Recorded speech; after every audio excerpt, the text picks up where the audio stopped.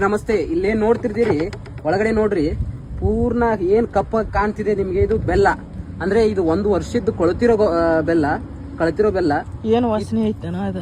ಇದು ಇಷ್ಟು ಬಾರಿ ಗ್ರೋತ್ ಪ್ರಮೋಟರ್ ಆಗಿ ವರ್ಕ್ ಮಾಡ್ತದೆ. ಅಂದ್ರೆ ಬೆಳೆಗಳಿಗೆ ನೀವು ಯಾವುದೇ ಬೆಳೆಗಳಿಗೆ ಹಾಕ್ರಿ, ನಿಮ್ಗೆ ಅಲ್ಲಿ ಯೂರಿನ್ ಒಳಗಡೆ ಅಂದ್ರೆ ದನದ ಗಂಜಲದೊಳಗಡೆ ಕೊಟ್ಟಿದ್ರೆ ಯಾವ ರೀತಿ ಆಗ್ತದೆ ಅಂತ ಹೇಳಿ ತೋರಿಸ್ತೀನಿ.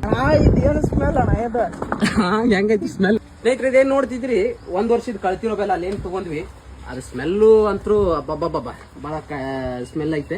ಅಲ್ಲಿಂದ ಏನು ದನದ ಸ್ಲರಿ ಅಥವಾ ದನ ಮೇಯ್ ತೊಳೆದಿದ್ದು ಏನು ಸ್ಲರಿ ವೇಸ್ಟ್ ಐತೆ, ಅಲ್ಲಿಂದ ಏನ್ ಮಾಡ್ತದೆ ಇಲ್ಲಿ ಬರ್ತದೆ. ಇಲ್ಲಿ ಬಂದಾದ್ಮೇಲೆ ಏನ್ ಮಾಡ್ತೀವಿ ಅಂದ್ರೆ ಇದ್ರ ಕೆಳಗಡೆ ಕಲ್ಲು, ದಪ್ಪ ಕಲ್ಲು, ಅದಾದ್ಮೇಲೆ ಸಣ್ಣ ಕಡಿ ಹಾಕೊಂಡು ಅಲ್ಲಿಂದ ಒಂದು ಪೈಪಿಗೆ ಹೋಲ್ ಹಾಕೊಂಡು ಅದಕ್ಕೆ ಜಾಳಿಗೆ ಸುತ್ಕೊಂಡು ಆ ಕಡೆಯಿಂದ ಈ ಕಡೆ ಬಿಡ್ತೀವಿ. ಇದು ಯಾವ ರೀತಿ ರಿಯಾಕ್ಷನ್ ಆಗ್ತದೆ ತೋರಿಸ್ತೀನಿ ನಿಮಗೆ. ಸ್ಲರಿ ಇಲ್ಲಿ ತೋರಿಸ್ರಿ,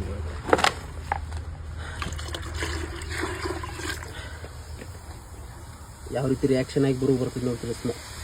ಸೌಂಡ್ ಬರ್ತಿರ್ಬೇಕು, ಕೇಳ್ತಿರ್ಬೇಕು ನಿಮ್ಗೆ. ಈಗ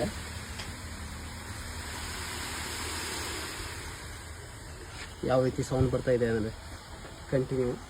ಅಂದರೆ ಏನಾಗ್ತದೆ, ಇದರಲ್ಲಿ ಆ್ಯಸಿಡ್ ಇರ್ತದೆ, ಯೂರಿನಲ್ಲಿ ಕೂಡ ಆ್ಯಸಿಡ್ ಇರ್ತದೆ. ಈ ಬೆಲ್ಲ ಏನು ಕಳ್ತಿರ್ತದೋ ಇದೆರಡೂ ಸೇರಿ ನಮ್ಮ ಗಿಡಕ್ಕೆ ಹಾಕಿದಾಗ ಗ್ರೋತ್. ಕಳಿತಿರೋ ಬೆಲ್ಲ ಮತ್ತು ಈ ಸ್ಲರಿಯನ್ನು ಮಿಕ್ಸ್ ಮಾಡಿ ನಿಮ್ಗೆ ಯಾವುದೇ ಬೆಳೆಗಳಿಗೆ ಕೊಡ್ರಿ. ನಮ್ಮ ಬೆಳೆನೇ ಬೆಳೀತಾ ಇಲ್ಲ ಸರ್, ಒಟ್ಟೆ ಕಬ್ಬು ಗ್ರೋತ್ನೇ ಆಗ್ತಾ ಇಲ್ಲ, ಅಥವಾ ನಿಮ್ದು ನಮ್ಮ ಅಡಿಕೆ ಗ್ರೋತ್ ಆಗ್ತಿಲ್ಲ, ಅಥವಾ ನಿಮ್ಗೆ ಯಾವುದೇ ಬೆಳವಣಿಗೆನೇ ಆಗ್ತಾ ಇಲ್ಲ ಅನ್ನೋರಿದ್ರೆ ಈ ಬೆಳೆ ಕೊಡ್ರಿ. ಇಷ್ಟು ಚೆನ್ನಾಗಿ ಗ್ರೀನರಿ ಕನ್ವರ್ಟ್ ಆಗ್ತದೆ ಮತ್ತು ಇಷ್ಟು ಚೆನ್ನಾಗಿ ಗ್ರೋತ್ ಆಗ್ತದೆ, ನೀವು ಇಮ್ಯಾಜಿನ್ ಕೂಡ ಮಾಡೋಕ್ಕಾಗಿಲ್ಲ, ಅಷ್ಟು ಚೆನ್ನಾಗಿ ಗ್ರೋತ್ ಆಗ್ತದೆ.